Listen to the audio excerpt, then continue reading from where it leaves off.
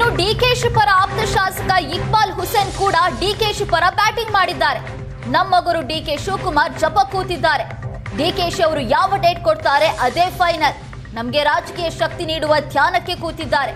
ಶೀಘ್ರದಲ್ಲೇ 3ನೇ ಡೇಟ್ ಸಿಗುವ ಸಾಧ್ಯತೆ ಇದೆ. ಅದೇ ದಿನಕ್ಕೆ ಡಿಕೆಶಿ ಮುಖ್ಯಮಂತ್ರಿ ಆಗ್ತಾರೆ ಅಂತ ಇಕ್ಬಾಲ್ ಹುಸೇನ್ ಹೇಳಿದ್ದಾರೆ. ನಮ್ಮ ಗುರು ಡಿಕೆ ಶಿವಕುಮಾರ್ ಈಗ ಜಪ ಕೂತಿದ್ದಾರೆ. ಅವ್ರು ಯಾವ ಡೇಟ್ ಕೊಡ್ತಾರೆ ಅದೇ ಫೈನಲ್ ಅಂತ ಇಕ್ಬಾಲ್ ಹುಸೇನ್ ಹೇಳಿದ್ದಾರೆ. ನಮ್ಮ ಗುರುಗಳು ಜಪಕ್ಕೆ ಕೂತವ್ರೆ. ಅವ್ರು ಜಪದಲ್ಲಿ ಕೂತ್ಕೊಂಡು ಅವ್ರು ಯಾವ ಡೇಟ್ ಕೊಡ್ತಾರೆ ಅದು ಕೊನೆಯ ಡೇಟ್ ಕೊಟ್ಬಿಡ್ತೀವಿ. ಯಾವ ಗುರುಗಳು? ಯಾರೋ ಈ ನಮಗೆ ಆಶೀರ್ವಾದ ಮಾಡೋರು ಯಾರೊಬ್ಬರು ರಾಜಕೀಯದ ಹಿನ್ನೆಲೆಯಲ್ಲಿ ಯಾರೋ ಒಂದೊಂದು ಶಕ್ತಿ ಬೇಕಲ್ಲ, ಅವ್ರು ಕೂತವ್ರೆ. ಅಲ್ಲಲ್ಲ, ಅವರು ಮಾಮೂಲಿ ಅವ್ರ ವೃತ್ತಿನೇ ಅವ್ರು ಇದೇ ಇದು. ಅವರು ಜಪ ದೇವ್ರ ಜ್ಞಾನದಲ್ಲಿ ಯಾವತ್ತೂ ಕೂತಿರ್ತಾರೆ. ಯಾವತ್ತಾರು ನಮಗೆ ಹೋಗಿ ಕೇಳ್ತೀವಿ, ಒಳ್ಳೇದು ಮಾಡಿ ಸ್ವಾಮಿ ನಮ್ಗೆ ಏನೋ ಒಂದು ವರ ಕೊಡಿ ಅಂತ ಹೇಳ್ತೀವಿ. ಆ ಸಂದರ್ಭದಲ್ಲಿ ಅವ್ರು ಹೇಳ್ತಾರೆ. ಕರ್ನಾಟಕದಲ್ಲೇ ಜಪ ಕೂತಿಯಾರ ಬೇರೆ ಕಡೆ ಇಲ್ಲ ಇಲ್ಲೇ ಕೂತವ್ರೆ. 2 ಡೇಟ್ ಕೊಟ್ಟಿದ್ರಲ್ಲ ಸರ್, ಅದು ಫೇಲ್ ಆಯಿತು ಸರ್. ಈಗ 3ನೇ ಡೇಟ್ ನೋಡಿ, ನಾವು ಹೇಳಿದ್ದೇನಲ್ಲ, 3ನೇ ಡೇಟ್ ನಾವು ಕೊಡ್ತೀವಿ.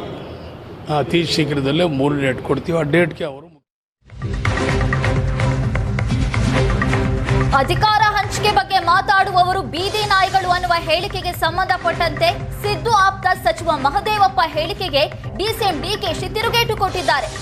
ಎಲ್ಲರಿಗೂ ಎಲ್ಲದಕ್ಕೂ ಉತ್ತರ ಕೊಡೋದಕ್ಕೆ ಆಗಲ್ಲ ಅಂತ ಡಿಕೆಶಿ ಸಿಟ್ಟು ವ್ಯಕ್ತಪಡಿಸಿದ್ದಾರೆ. ನಾನು ಸಿಎಂ ಮಲ್ಲಿಕಾರ್ಜುನ ಖರ್ಗೆ ಏನ್ ಮಾತಾಡಿದ್ದೀವಿ ಗೊತ್ತಿದೆ. ನಾವು ಕದ್ದು ಮುಚ್ಚಿ ಮಾತಾಡಿಲ್ಲ. ಸೂಕ್ತ ಸಮಯದಲ್ಲಿ ಎಲ್ರಿಗೂ ಗೊತ್ತಾಗುತ್ತೆ. ಸಿದ್ದರಾಮಯ್ಯ ಸೂಕ್ತ ಸಂದರ್ಭದಲ್ಲಿ ಈ ಬಗ್ಗೆ ಹೇಳ್ತಾರೆ ಅಂತ ಡಿಕೆ ಶಿವಕುಮಾರ್ ಹೇಳಿದ್ದಾರೆ.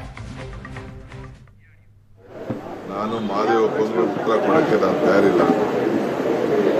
ಯಾರಿಗೂ ಉತ್ತರ ಕೊಡಕ್ಕೆ ನಾನು ತಯಾರಿಲ್ಲ. ನಾನು ಹಿಂದೆ ಹೇಳಿದ್ದೀನಿ, ಇದು ನಮ್ಮ ನಾಯಕತ್ವದ ವಿಚಾರ. ಸಿದ್ದರಾಮಯ್ಯನವರು ಹೇಳಿದ್ದಾರೆ, ಖರ್ಗೆ ಸಾಹೇಬರು ಹೇಳಿದ್ದಾರೆ.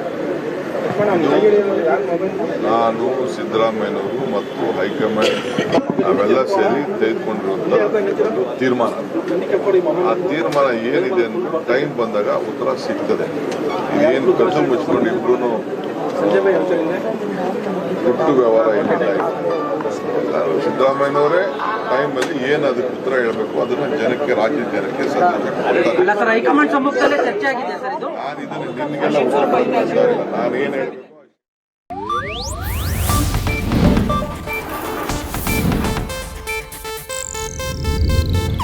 ಇದು ಏಷ್ಯಾನೆಟ್ ನ್ಯೂಸ್ ನೆಟ್ವರ್ಕ್ ಪ್ರಸ್ತುತಿ.